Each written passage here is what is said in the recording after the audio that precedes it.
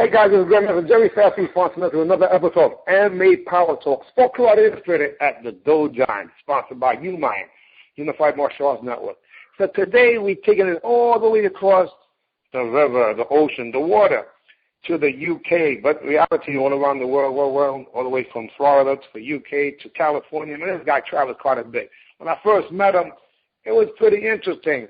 It was in a competition in Brooklyn, New York, Brooklyn, USA, as they say. And this gentleman had a mask on, very similar to some of the top fighters of the time. Anyhow, one day we competed, pretty interesting event. But then a few months after, he whipped my butt. One of the few people that I can honestly say absolutely beat me hands down. Anyhow, had a chance to break bread with him all the way in London, I believe. In addition to that, he's been not only just a top fighter, probably the first person to bring the Blitz to all of Europe, besides the Americans going there before. Multiple world champion, has been a trainer of people, or we'll find out who. Anyway, I'm getting tired of just so many accolades, and I'm not even remembering most of them. Without further ado, the Jedi, my brother from another mother, Kevin Brewerton. Are you there, sir? I'm right here. Yeah, baby. Thanks for the great introduction, and I appreciate that. And you have been a tireless supporter and great champion of the martial arts yourself, so it's great to be in good company.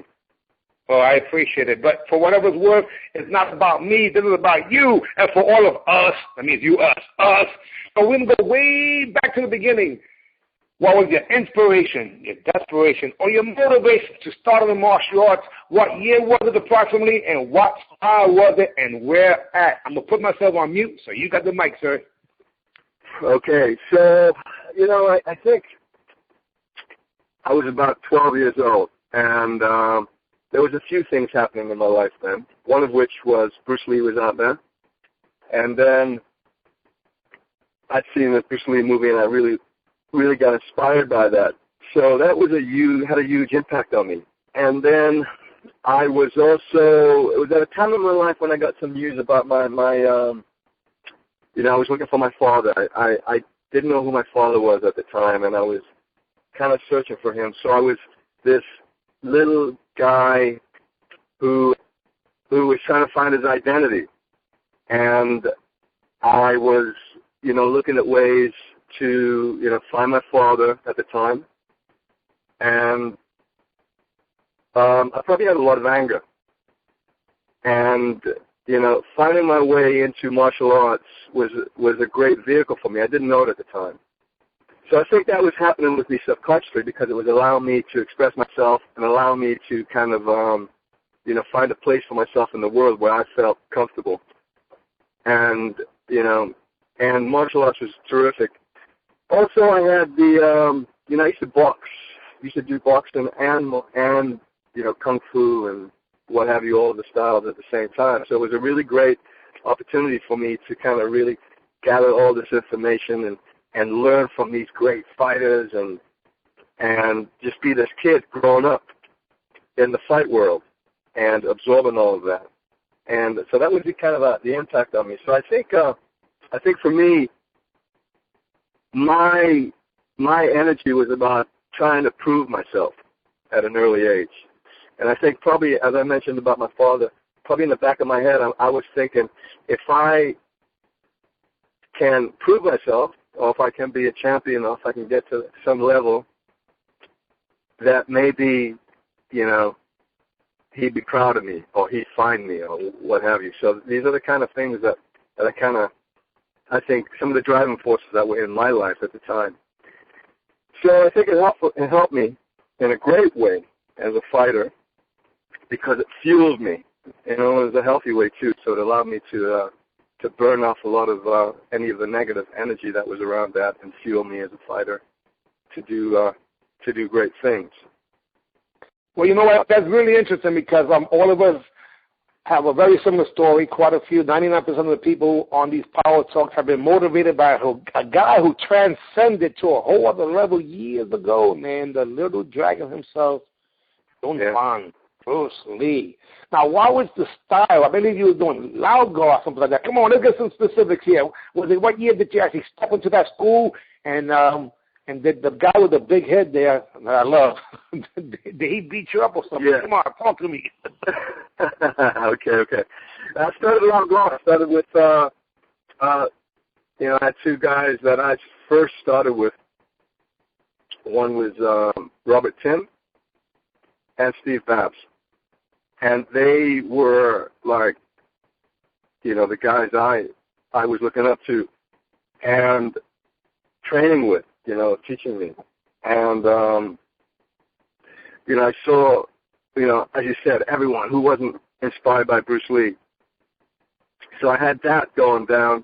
And then these guys who I was trying to impress every week, going into the school, walking into the dojo and training, just working hard, man. It was in the church hall, and we just worked hard, kicked ass, and we it was all about like trying to find your way. I had, like everyone else, you start out, you got two left feet, you can't move your hands, you can't do anything.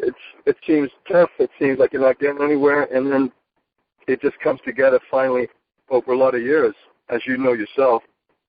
But what was driving me back then too was I was a huge fan of Muhammad Ali too. So I used to study Ali, watch him. So it was a combination of Ali and Bruce, and those guys were like huge on me. Steve Babs at the time was an amazing fighter. He was.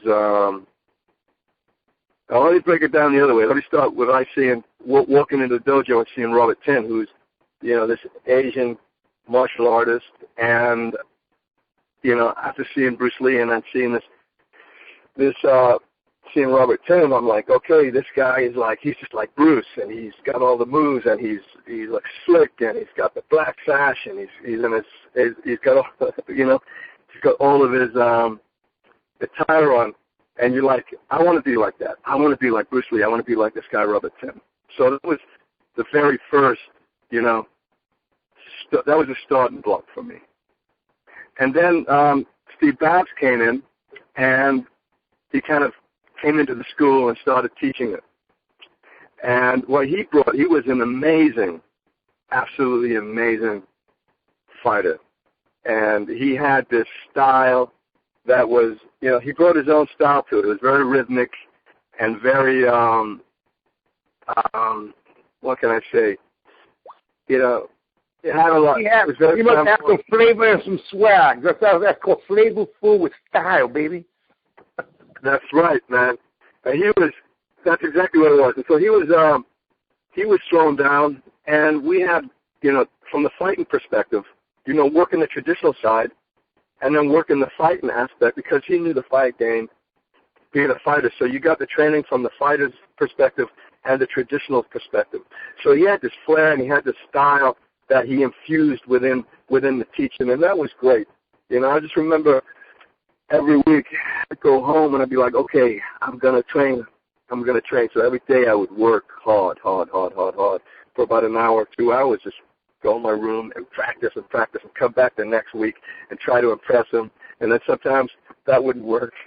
So I'd come back and I'd just keep trying and just finally just kept going and going until you just got better and better. But they were great days. The early days were kind of dark because you didn't know what you were doing. You were just fighting your way through it, having a good time some of the times, and forming bonds and friendships with people. Do you remember what year it was? I think we're talking probably about 76, 77, I think, something around there. Hey, listen, so Jedi, obviously we know each other for quite a while. We call each other Faction and Jedi, which are alter egos, because better than talking, to Jerry Fontenot than Kevin Brewerton, I'll tell you that much, So I'd rather speak to the Jedi and Faction. Guys are interesting characters that really were frenemies, This is freaking pretty awesome. But check this out. I want to know, in a nutshell, guys, please understand that what's happening here, and this is what I want to know, Jedi know, if I can only go to war with 300 people on my team, just like the movie 300, you, Mr. Kevin Brewerton, the Jedi, are on one of my 300, baby. Thank you. That's a great honor. That's a great honor.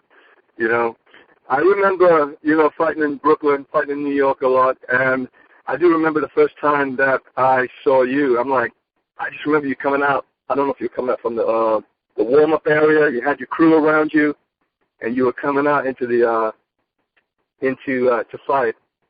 And I was thinking, who is this guy? That was the first time I ever saw you, and you had this great energy about you, and style and confidence. I'm thinking, who is this guy? Okay, we're going to be fighting. I'm sure we're going to wind up fighting one day. How are we going to fight this guy?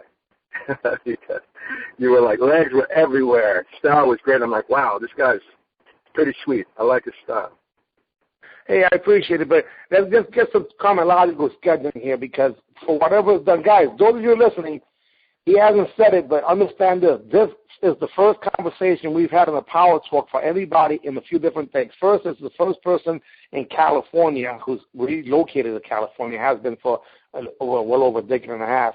But this is also the first fighter from the UK that we actually talking to, guys, not the last, but the first one. And I've been holding back on a few of these people, believe it or not. So I got people from California, people also from the UK that have been putting on hold until I had you be first. I'm a little biased, So check this out. So now, what province, city, state, area was this? Was this in what country? Because we're already assuming that you guys, that you're on here. Because believe it or not, our viewers actually thought that you and I trained together here in the United States, which is kind of interesting. Yeah, which is great. This is in Newcastle. I was born in England, and then I was back and forth to the U.S. When I was a teenager. And so that is the connection. And when I first started martial arts and got into with Steve Babs and Robert Kim, that was in England. That was in Newcastle, England. And those guys were, we're talking about people there who haven't ever seen, martial arts is a very, it's an exotic thing to do. I mean, I think coming to England, period, martial arts in England is a very exotic thing because it's from another country, it's from the Far East, it's another world. There's all these people that inhabit it. So it's like bringing that style and bringing all those things that the martial arts bring. It was like, something totally different for a lot of people. I think that's one of the great things about it, because it crossed a lot of boundaries and it helped to unite a lot of people and give people another perspective about, a world perspective. And I think that's one of the great things about martial arts. Hey, can you mention, do you remember when you started actually competing over there in England? Yeah, I started to, I was competing right from when I was about 12, 13. I was competing early. And I had an interesting trajectory. I was always trying to find my way, always trying to, just do well. And I think for me, what happened was I used to fight in tournament after tournament. I used to, literally hundreds of hours traveling, competing, going to just different events, losing, getting, winning some, and you just keep doing that, just building all this great experience. And when I was in London, I started to work out with Neville Ray, who's an amazing martial artist and fighter. And we start to, I'd work with him and be, fighting and traveling with him and the team and all those guys. There's a bunch of guys, I could name them all. Can you, but that was still Lagar, correct? That was still Lagar, yeah. So we're talking about Neville Ray. And Neville Ray was from, I think he's from the original Lagar team in Birmingham. And that spread across the country. So there's all these different schools of same school of Lagar, but all these different clubs and all these different teachers who were teaching Lagar. And the strength of Lagar was a traditional style, but its strength was in fighting.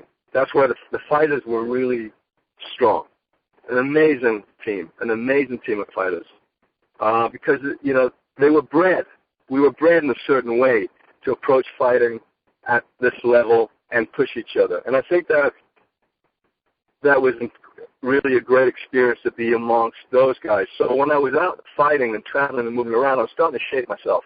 But something happened to me because I used to box a lot as well. So at some point, I think it was 1984, I went to Europe and I won a European championship with Peter Edwards. Peter Edwards was my roommate at the time, and he was also my teammate. And we went out to Europe, and we fought at the European Championships. And that was pretty crazy because we both won. He won the heavyweight, I won the light heavyweight division. But what it did to my confidence was incredible. Actually, it was a funny story about that because the night before we'd been working out, and I was teaching a martial arts school, which I had at the time. And we were sparring together, and he hit me, and I fell, and I hit my head on the floor, and I got knocked out. I was totally unconscious. And he woke me up and said, "You okay?" I said, he said, "You going to be okay for tomorrow?" I said, "What's happening tomorrow?" He says, "We're going to Germany to compete in the European Championships." I said, "You kidding me?" I totally lost my memory. So by the time we got to Germany the next day, my memory started coming back, and it was so cold there that as soon as I walked out of the airport, my brain cleared, and all my memory came back just in time to win the European Championship. But that was a great year for me because the European Championships, I was traveling back and forth. I was in Brooklyn. I was in Germany, and I started to, find myself as a fighter. I was coming into my prime, pre-prime, and I was looking at fighters all over Europe, and then fighting in the States a lot. And then 1980, I think it was 85. No, 84. It's probably 84. So Germany might have been 83. So I think it was 84 when they did the FSK, Freestyle Karate Circuit in England, which was the first ever national point system where they would rank the fighters. And I really wanted to win that badly because I wanted to be number one. And that was great motivation for me. So I went to that event, and up until then, I'd done pretty good, even though I'd won the European Championship the time before, but I wasn't still grounded. I come third, I come fourth, I come fifth, I come first, I come first, I come second, I come first, I come joint first, joint second, first, whatever. And I was one that was that. So this time the FSK came. I said to myself, I'm just going to go out there, I'm going to have fun, I'm going to enjoy myself, I'm going to smile, I'm going to have a great time. So when I went out there to fight, I did that. And for me, everything came together because it kind of unlocked my ability. When I started to learn how to control my mind and relax and enjoy the fight, everything that I had as a fighter became free and accessible to me because I was free to move and put all this work in. All this work in that I put in, I was able to access it.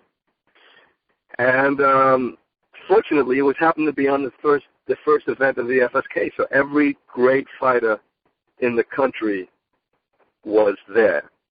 And my timing was impeccable because I couldn't be beaten. I beat everyone. And my style of fighting kind of, everything was coming together from the boxing because I incorporate kind of boxing moves within the way I blitz and the way I do things. That's just from the years of working the boxing and working the different types of fight and approach and finding my own style. But the main thing, what really unlocked me was just changing my mindset. I'm a pretty intense guy. I used to walk around and see guys who might lose a fight, and then they're laughing and they're joking. Let's go out, let's hang out, let's whatever. And I could never do it. What's wrong with these guys? They seem to be happy. They just lost. I'm the kind of guy where if you lost, I pick myself up and have to keep searching what happened, what went wrong. I said it was good in some ways, but it's also very restrictive. So once I learned this way of making it enjoyable, and I realized that if I'm going to fight, fighting is the most, no matter how hard you train, you cannot replace the ability of fighting. You've got to fight, no matter what. You've got to spar. You've got to fight. There's no other way of improving that fight except by doing the actual very thing. So I thought, okay, if this is going to be it, I've got to learn how to enjoy this, because I'm going to be fighting for years, and if I want to be as good as I say I want to be, I've got to learn how to experience it and enjoy it, have fun, and master it from that perspective.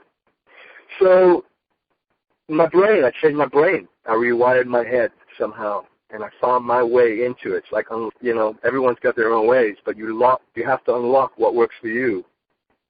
And once I did that, that was it. The floodgates opened. And as you win, just this is the science of nature. Once you win, your confidence goes up, and then when your confidence goes up, you get better, and your confidence rises, and you just keep going up and up and up and up and up and up and up until you're at a certain level. I remember when I started to, I used to always think to myself, what would Ali do now if he was me? Or what if I was Ali, what would Ali do now? What would Ali do now if I was going into a fight? And then I remember when I started to think, what would Kevin Brewerton do now? Then I realized that somehow, subconsciously, I reached a level of believing in myself. And that's what it really comes down to, I think, believing in yourself in terms of competition. Well, it's interesting because basically you started beginning with the end in mind, and you're standing on the shoulders of giants, and you're mimicking them, and somehow that works out. And that happens, doesn't matter what part of the world you are, what endeavor it is, the industry is a constant. We actually have role models, like sometimes it's imaginary role models, or we're mimicking, whether it's Bruce Lee and Muhammad Ali and Spider-Man and the Incredible Hulk combined with a Puerto Rican from the Bronx, and I came up with Fast Feet, or at least my mother gave me that nickname. Who gave you your nickname? Who helped you transform into that guy?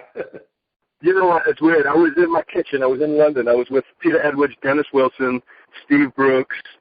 I can't remember who else was there. There's a few other guys, and we were putting the team together. We were fighting on the A team.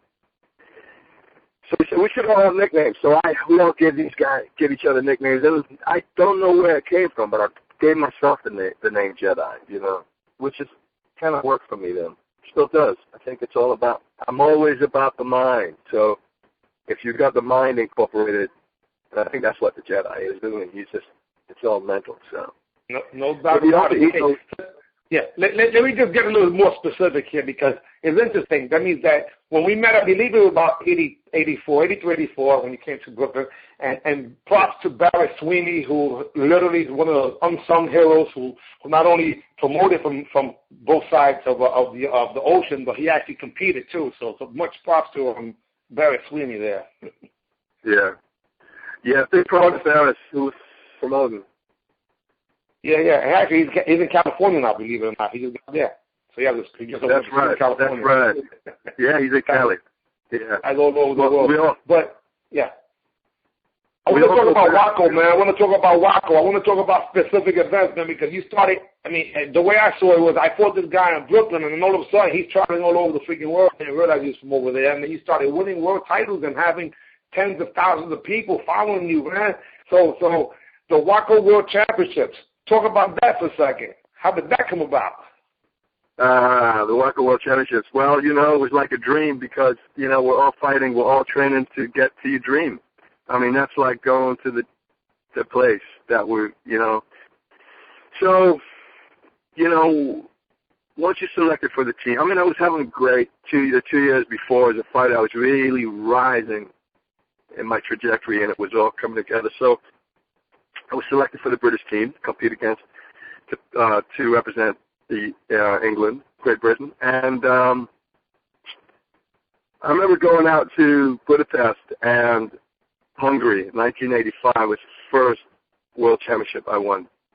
And it was maybe the most amazing martial arts event I've seen. There was 20,000 spectators that were packed into this arena in the National Sports Center in Budapest.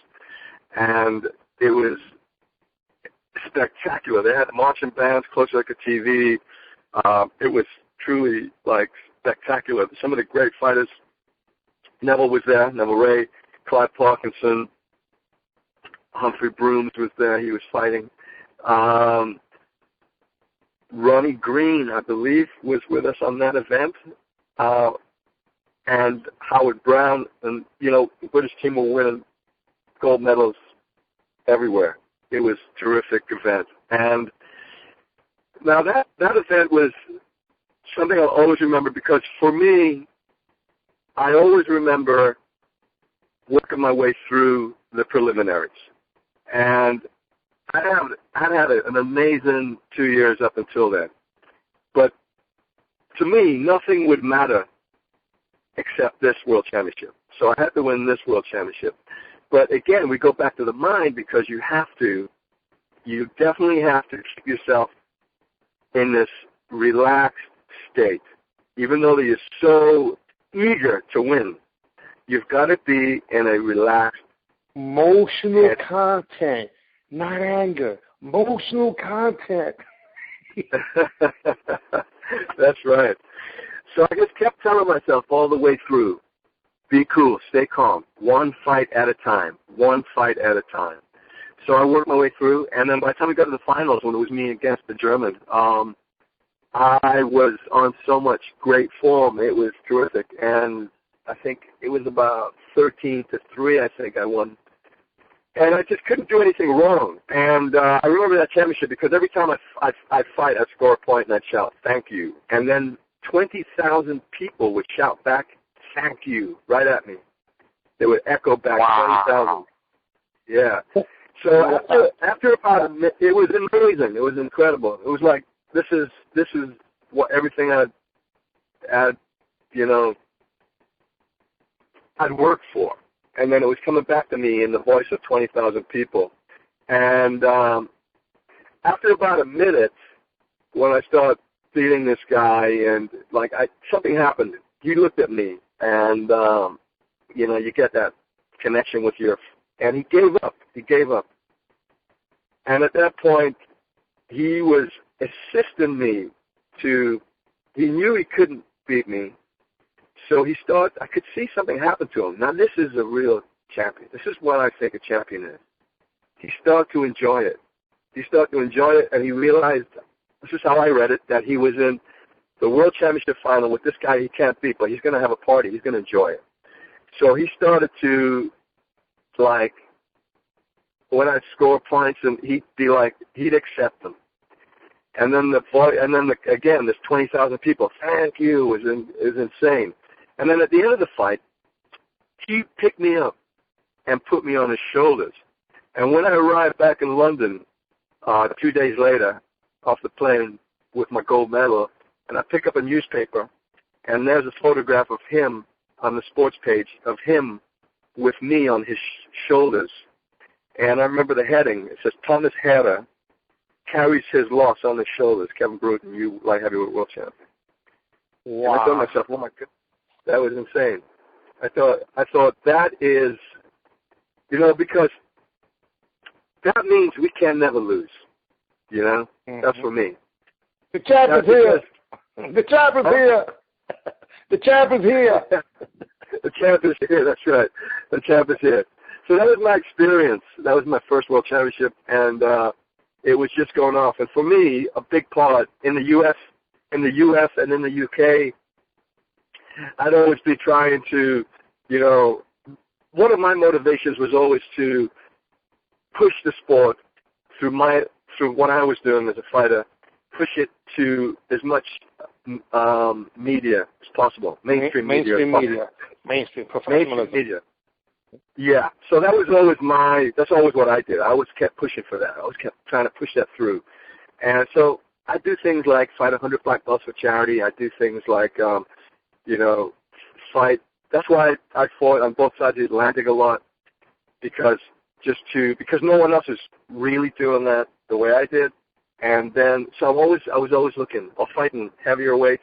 I go up in heavyweights a lot. Just always looking for challenges to, make it a statement. Yeah, to make your mark and take it to the next level. That's supposed to be Kaizen, constant never-ending improvement. And the interesting part was that throughout this whole time, and this is it. Remember, I'm just getting ready to turn 50. So I was a little younger than a lot of the people out there, and I had a chance to, literally be around pioneers and legends, and it was kind of freaky to me because I thought they were like superheroes, and I was like a mere mortal. And that was probably something similar to you, because these guys, a lot of them were a lot bigger and muscular, than you were, but you still had that proper posture and the attitude. But what was so interesting to me, and I just want to know, I want the public to know, you was traveling here to the United States. When it came to the technique known as the Blitz, when was the first time that you saw it? And I know you mentioned being in Florida, I believe, training with some track stars, but let me let you say it because I got a little more history than most people want to hear from you. I used to,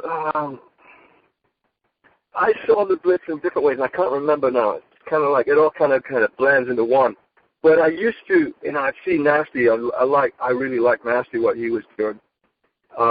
He was a big influence. And Tony Palmore from Florida as well. So those guys were big, influential on me. And I don't remember exactly the first time, but those guys were like,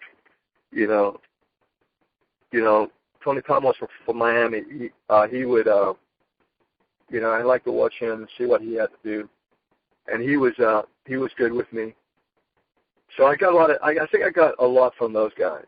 And then, what else? What else can I tell you about that? I think it was... I just thought it was interesting, because you went over to the UK, and over there, from what I gather, the first time they had saw a lot of those techniques with guys like Ray McCallum and Rudy Smartley that were going over there, and they were blitzing and doing techniques, but it wasn't part of the repertoire of that part of the world. But you was getting it, but I think from over here to over there, because you blitz differently. See, that's another thing too, guys.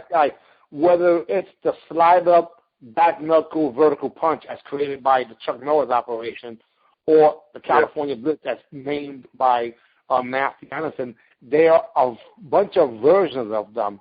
Billy didn't do it like Nasty. Nasty didn't do it like Kevin Brewerton. Kevin Brewerton, didn't do it even like Flash. Rest in peace. How you call it, Howard Jackson, the Flash. So getting from point A to point B was the key, but there was different strategies to it. And when you went back over there, what started to happen?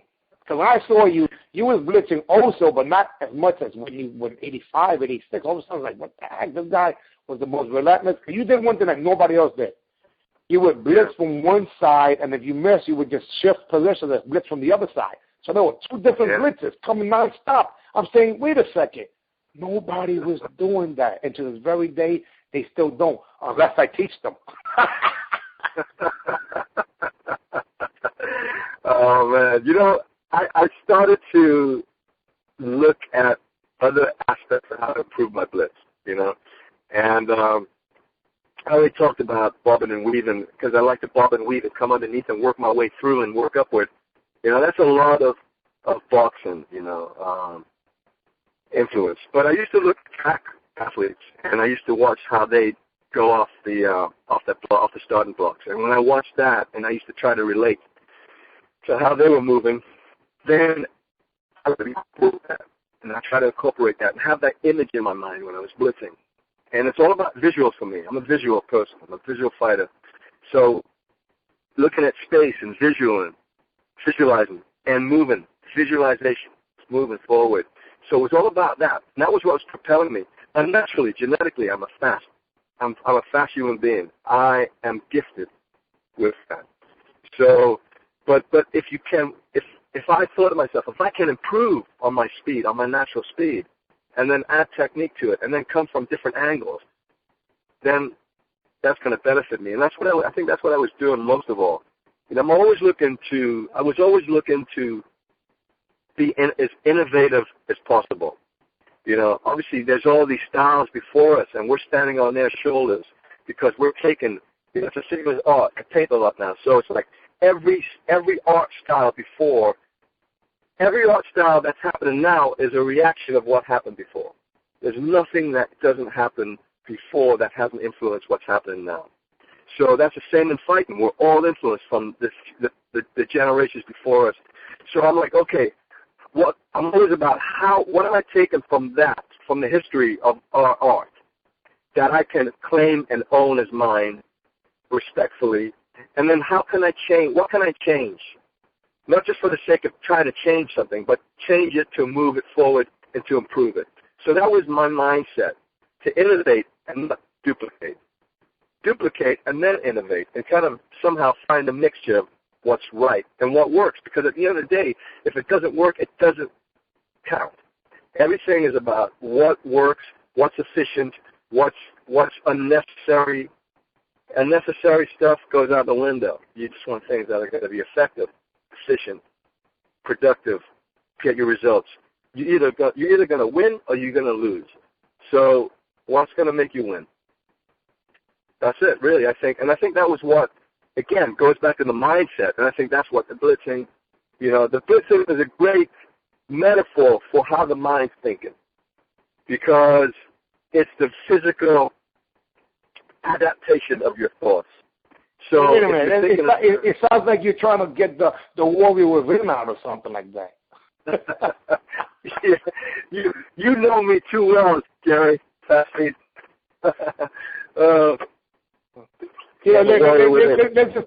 just slow it down for a second, because I'm just again from a fan standpoint, because I'm Martial Arts' greatest fan, just so you know. And I get an opportunity. Yeah, well, I just keep it real, man. No one would yell and scream more than me, be near ringside, and then analyze and visualize and all these things. Yeah, guys, we had Karate Illustrated over here, but they had Martial Arts Illustrated over there. We might have had the KI, we might have had what would have been the today known as the Master Circuit, but over there they had the freestyle, and then they had, and I would love to, because I got a chance to see this in your home. Let's just talk a little bit about, man, let me see. So we're looking at between 84 and 88. Those years, I saw you pretty often, whether it was, you fighting in Bermuda, or you fighting in Philadelphia, or you fighting in New York, or fighting, for you was going back and forth really often. But somewhere between there, Martial Arts Illustrated also had Clash of the Titans. Oh, yeah. Clash of the Titans. We never had that here, baby. I want to bring that here. Yeah, that, I think Clash of the Titans is like one of the most progressive events that in the martial arts world, period. One of the most progressive events that ever hit the martial arts world. And it gave so much to the martial arts. It allowed the spectators to get involved. It allowed the fighters to get the attention and the platform that they deserve. And it just gave amazing events. It upped the whole thing. And fighters got paid too, which is another. It's never about the money, but it's always good to be able to do that. So there was on so many levels. It was so ahead of its time, and at the same time, it had to happen. I wish it had been able to happen years earlier, because there's so many fighters and great champions that didn't get the opportunity to be highlighted in the same way that myself or Alfie Lewis did, or some of the other great fighters that worked through and have been going through the system of Clash of the Titans. Guys, those of you listening about Clash of the Titans, you're saying, what the heck are they talking about? We're looking at a platform that actually had a professionalism to it, that had one center stage or ring and thousands of fans, whether it was team competition, demonstrations, and or battles one-on-one. It was phenomenal, and I get a chance to read about it only when I went to Europe, or the UK, I should say, and get one of those nice magazines called Martial Arts Illustrated that gave us, any other sport martial arts players or kickboxers, as they call them in Europe, the cover of the magazine and insights and real stories. They showed us respect because I think Mr. Sykes comes from that world. That's right. Yeah, definitely. Mm-hmm. Absolutely. But Bob Sykes, what's great about, I think what really helped this to happen, that event, is because of Bob Sykes, because he is a fighter. He is a martial artist. First and foremost, he is a martial artist. He's a martial artist. He's a fan of the martial arts, and he's a publisher of Martial Arts Illustrated. And he had the ability, the desire to help to create that. And I think you've got to have the passion to be able to get something like that up on its feet. And because of his enthusiasm and passion to make it happen, that's why it's sustained decades afterward, and it's still going. It's incredible. I don't think his brother was too shabby either, right? Sorry? What? I don't think Tony was too shabby either. No. His brother? Yeah. Yeah, Tony was great. Great guys, both of them.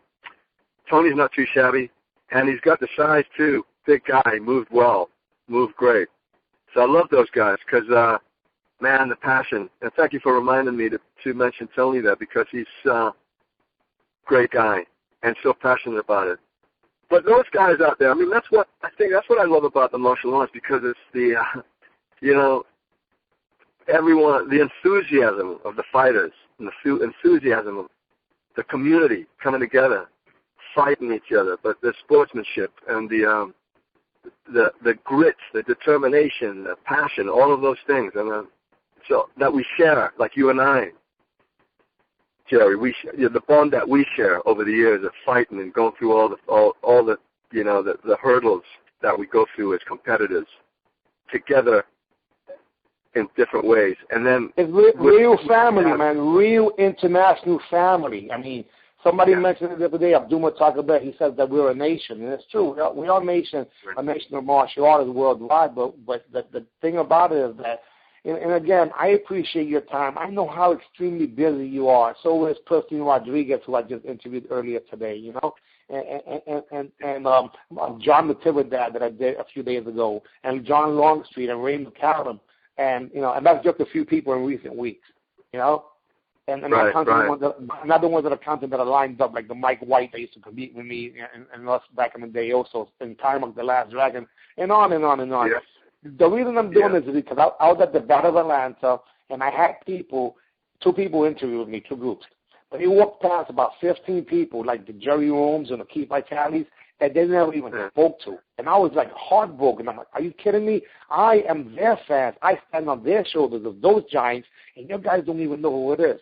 So instead of complaining, I took the bull by the horns, like you and I spoke about, maybe 15 years ago in your house. With Tony Morrison there, but when it's all said and done, life gets in the way. My son's now 32, and I'm a grandfather, and he's 32 and I'm 35, which is kind of cool. You know what I'm saying? God bless you. And it is the blessing. But listen, let me just ask you this: 85, and then when was the first time you went over to Bermuda, man? Let's talk about it. Was like Hans Island, right? Going to Bermuda to fight. Bermuda was insane. I think it was 86 I first went to Bermuda. I think I fought Bermuda 86 and 87. It was an incredible experience. It was like Hans Island. Everyone coming in, and it was intense. And again, I think that was a great platform, because you've got Clash of the Titans, and then you've got the Bermuda Invitational. So you've got two major type events that are outside. They're not like, they're not official world championship type events, but they've got their own world championship status within them. They were next level, man. That was the UFC of point karate. Yeah, absolutely. So I remember, Bermuda was great. I mean, like, first of all, you're on this island. Now, it's kind of ironic because no one can drive anywhere. You can't drive faster than 20 miles an hour. But there was so much speed going on. The little scooters. Yeah. That's right. It was crazy, yeah. So, but Bermuda was great. Just the fighters, the level, the quality of the fighters, and everyone was there. It was great. I had some great fights. Fought some amazing fighters. There's I'm trying to think of the names right now. You and Billy Blanks was my favorite, man. I mean, your guys, because Billy was a big influence to me and was like a superhero. Yeah. But this is the thing. The Jedi, Kevin Brewerton, very similar to in certain respects, even though if anyone would say if you was a kicker or puncher, even they'll say puncher first, and they'll say I'll be a kicker first. But obviously, we could do both. He was fearless. My nickname is Fearless Sassy. That's the complete nickname. And I couldn't show any fear because otherwise these guys would kill me because they were like superheroes, as you know what I'm talking about. So you kind of remind me of myself in the sense that we are still mere mortals. We're not little, not tiny guys, but we're definitely not those guys. But we brought it to them as if we didn't care. I did it from fear. That's right. Yeah. I figured if I'm going to go at them, they're going to come at me. That's right. We don't care. We just go out there and fight. We do our thing. We're like fearless, right? Yeah, That's it. Hey, listen. So I think in '87 might have been when we fought in Empire State, and I got my butt whipped, and I remember I took it out on what's his name, Doug Peoples. I knocked him out after that because when you embarrass me and then you beat Chip Wright, man, you was on the freaking money there. Nighttime final didn't work out that well, but I remember when you said the word, thank you, Time Mark, who was next to the last dragon, said you were saying, F you. He's like, wait, what did he say? I mean, no, he said thank you, man, because he had the mouthpiece. Yeah. Like, I remember that. That's 87, man. So you was completely vested in this thing 100%. Were you doing seminars and also teaching during that time? Because it seemed like you were living the life, going from one side of the world to the other side of the world and freaking everywhere you turn where there was a real deal competition. You were there putting your mark on the map, baby. Yeah. It was. I mean, all I was doing was teaching martial arts, teaching seminars. I finance my trips through the seminars that I did. I traveled all over the world fighting. It was like being a rock star. It's great. I was loving it. It was great. It's like when you're in the midst of what you love the most, and you're on a roll. I think you're guided. It's powerful. It was great. I had great. Yeah, you was on a tour. You was like on a 2 or 3 year world tour as a rock star, like you said, kicking people in the head, punching them in the head, and some of the other friends benefits. I used to name the years. Every time we go in a year, I'd go the year of the Jedi, or the year of the Blitz, or the year of. I'd always name my years. So we go to the world tour. Owning it. You see, and guys, check this out. The fact of the matter is that in whatever endeavor it is, there's always going to be people who are of what I consider advantage of mental edging. I call it mental edging because they always have that je ne sais quoi difference. It's not the kicking, it's not the punching, because all the other people can do the same thing, if not better than. However, it's a belief system, because we begin with the end in mind. I always believe that when I walk into a gym, regardless of where it was, anywhere in the world, I changed the chemical dynamics of the entire gym. And the fact is that it does happen. That happens when everybody goes in there. It doesn't have a humanly body, so to speak, walking in. But the difference was that I just made sure that I projected that image like a superhero. I'm in the house. Why am I here? I'm here to win. Why? Because I was born to be a winner. That whole nonsense, but it is not nonsense. It's exactly what makes Michael Jordan and Gorgeous George and Muhammad Ali who they are. And to the very day, even someone like a Raymond Daniels who had an incredible career in our world. But let me ask you about writing your first book, because let me tell you, you're only one of 2 people ever that were able to teach a seminar at my school. The only other person, believe it or not, Mike Stone. Wow, that's an honor. I'm honored. I mean, couldn't get better company than that. Well, I'm happy that at least it was able to be done in Midtown Manhattan, right? How about when that happened? When you came to New York and you were promoting your book, I think you was doing a deal over here to expand distribution, and then all of a sudden, that's right. I have a school, but it's in Midtown, huh? Yeah, it was a great school, right in Manhattan. It was fantastic. I had a great reception with your guys. It was terrific, man. I appreciate that to this day. But that book was great. I mean, I wrote it while I was fighting it. So it took about 3 years. But I wasn't in a rush to write it. I was writing it literally in between fights for like the 3 years. That particular 2 or 3 years. So I was literally writing it as I was experiencing it. So it's very authentic. And I think that's where the value of it is, and I think that's why it resonates with a lot of people. Well, it was like a personal journal, you know. And you had some phenomenal photos in there, man. To think that you fight against 100 black belts in the same night as charity, oh my God. And again, you know, whether it was yourself or guys like Manny Reyes or other people who thought the sport would have been a lot bigger and better, you know, it wasn't real discerning when, yes, we were Madison Square Garden, yes, Bermuda gave away $5,000 a grand, and even runner-up was $2,500, which nobody could, you know, sneeze at that, plus winning money in the division. But we didn't get what other sports, you know, we couldn't get to the B level of the sport, you know, we got probably still stuck in C. And I remember the frustration that we had, but it was an event that it freaked me out that you was even there. So we're talking about 9, anywhere between 10 or 11 years after you and I first met in Brooklyn. I'm competing, and we're in Italy, and what the heck were you doing there? The Golden Dragon Cup. Oh, man. Oh, wow. Wow, the Golden Dragon. Yeah. That was great. You had an amazing event for you there. You won that. You took that. You know, I think the funny part about it was that my hamstring was black, so I couldn't really kick. I ended up taking actually second place, but Tony Morrison, who had a broken who dislocated his shoulders, took first place in his division.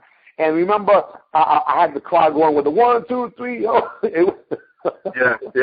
Golden Dragon. That was an awesome event. I think it was about 5,000 spectators at that. It was incredible. So well run, so sharp. It was great. It was awesome.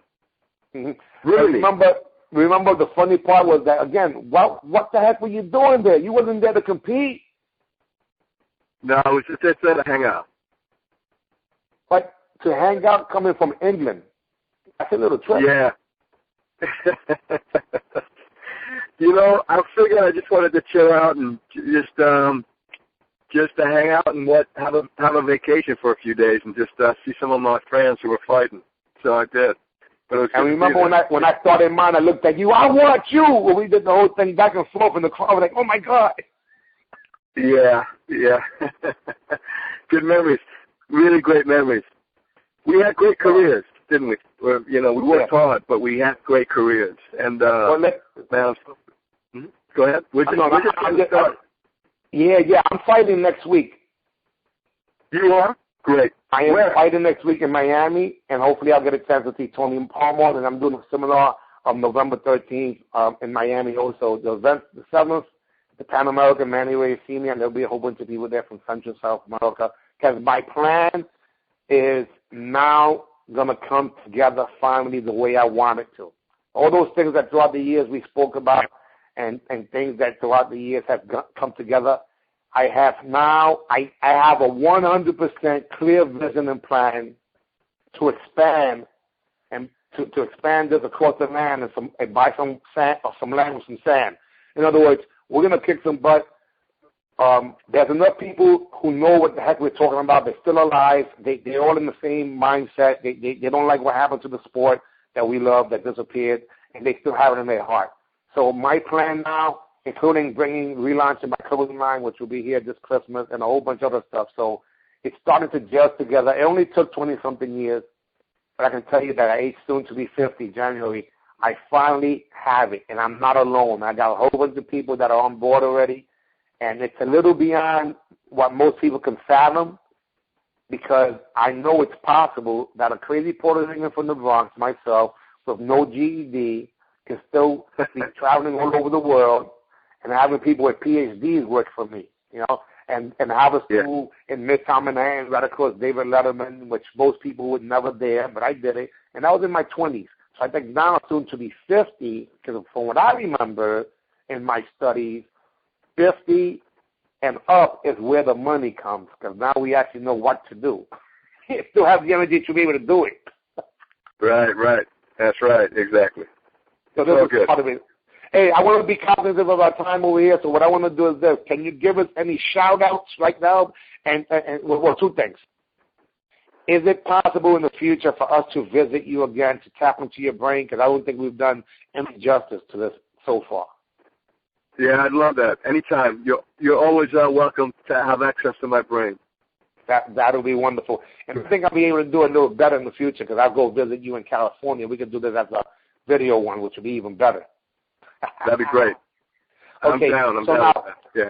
Andy, give me anyone that you want to give some shout-outs to, family, friends, loved ones, what have you, doesn't matter, because I want to make sure that you are satisfied with your Power Talk here, your seminar, I should say, your interview.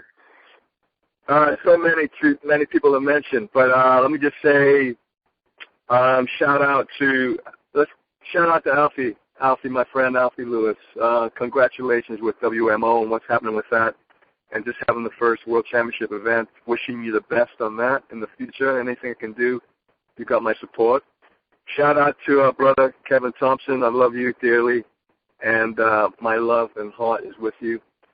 Shout out to all the crew in New York, all these guys. We want to say thanks to Archie Sensei Rulon in New York, who used to bring us these great events where you and I met, and to all the to Neville Ray for being a sturdy, solid as a rock teacher and friend and teammate over the years. And Peter Edwards, all these other guys.